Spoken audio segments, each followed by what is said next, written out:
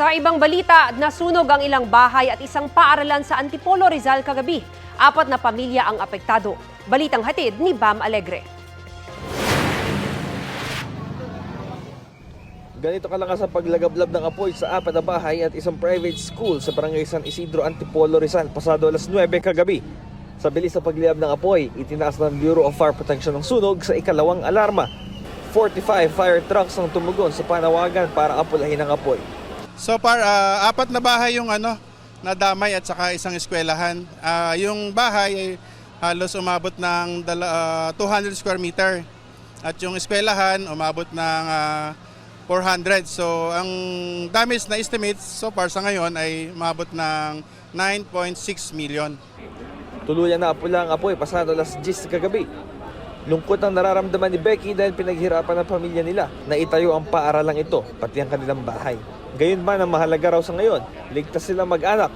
At sumisigaw yung anak ko na sunog, sunog.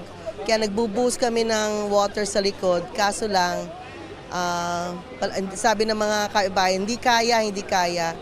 Mixed feelings. But I just tell myself the Lord has a special plan. He has a purpose for everything. Ayon sa BFP, walang naitalang sugatan o namatay sa sunog.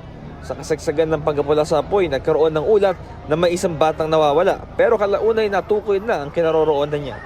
So far wala naman po. Yun namang una nabalita kanina ay negative naman po siya kasi nailabas agad siya. Kaya lang sa dami ng tao na nasa area, nung time na hinahanap siya hindi agad makita. Pero sa ngayon na-recover na po siya at nakita na ng magulang. 4 na pamilya ang naapektuhan ng sunog. Bibigyan sila ng assistance ng lokal na pamahalaan. Tayo po sa Barangay San Isidro ay magbibigay po ng tulong pinansyal para sa mga pamilya na nasunugan. At the same time po, magkoconduct po kami ng donation drive, whether in cash or in kind, para po makatulong din po sa kanila. Nagpapatuloy ang investigasyon ng BFP Antipolo sa pinagmulan ng apoy. Bam Alegre, nagbabalita para sa GMA Integrated News.